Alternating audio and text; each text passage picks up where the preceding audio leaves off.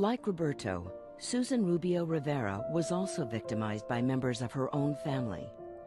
A third-generation Mexican-American, Susan's childhood was shattered from the very beginning. I was 5 years old when my mother finally decided to leave my dad, who was very abusive. There isn't a whole lot of memories other than just bad stuff, because we were all witnesses of the domestic violence and the beatings that my mother suffered. What I can remember, it happened, I think, right after we started living with my grandpa. My grandpa also was a Mexican-American, Mexicano, very controlling, very domineering. All the family would be in this one little room, sitting room, watching TV, and he would be here in front of everybody. He would sit there, and then he would sit one of us on his lap, and then he would put a blanket over him, and he would start abusing us in front of everybody. I don't know if anybody knew what was going on. Now as an adult, I think back to those times and I say, how could you not know? How could you not know? In trying to come to terms with these devastating experiences, victims undergo a range of emotions. Defining sexual abuse can often be the first step to understanding it. Sexual abuse is not about sex. It is an act of aggression, and it has to do with power and control over another person. It is never the victim's fault. This power and control begins with a process called grooming, in which the victim is manipulated by the abuser in order to achieve his or her goals. Grooming is a gradual process that a perpetrator will develop with the victim. They will take the victim to special places, special activities, maybe be involved in their extracurricular activities or school. The perpetrator will give them special treats, buy them gifts, make them feel they're special, and build that emotional bond with the victim. Basically, it would be a hug, a long touch.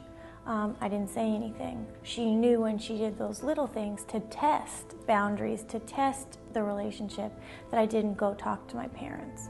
And it's not just with touching, it's special attention, it's getting to sit in the front seat all the time, it's extra dessert, it's 10 minutes more of TV, 20 minutes more of TV, which to you or I at this point doesn't seem like a big deal, but to a child it does, especially to a child who's starving for attention. She also worked on her grooming process with my parents. They could always trust her, they knew that they could. She stopped taking days off, so she was always there at the house making sure that everything was okay. As this grooming process evolves into abuse, the effects can manifest in a variety of ways depending on a person's nature. Each person responds to the sexual abuse in their own way. However, there are three basic behaviors that we do categorize it into, and that is the sexualized behavior, the internalized behavior, and the externalized behavior. For externalized behavior, which we often find in boys, there you see more aggressive acting out, more maybe hurting themselves or hurting others, having difficulty with authority, getting into trouble with the law, possibly breaking things, becoming physically aggressive just in general. And by the 6th grade, I was convicted for my first felony on attempted murder charges. I had stabbed the young man because he had hit me.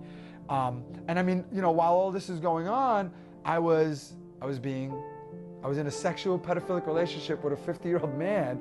As a way to cope with the turmoil inside of him, Roberto began to act out. I would have different masks. I would have different outfits I would wear. Through my adolescence, one of the outfits I wore was promiscuity. I became very promiscuous with young ladies.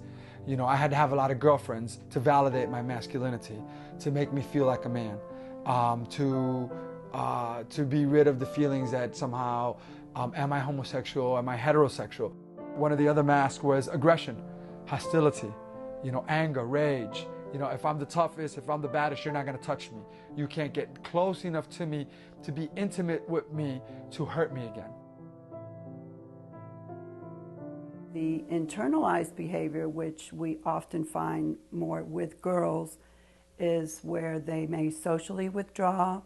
If they're younger, they may regress back to baby talk, or maybe their toilet training is also goes back.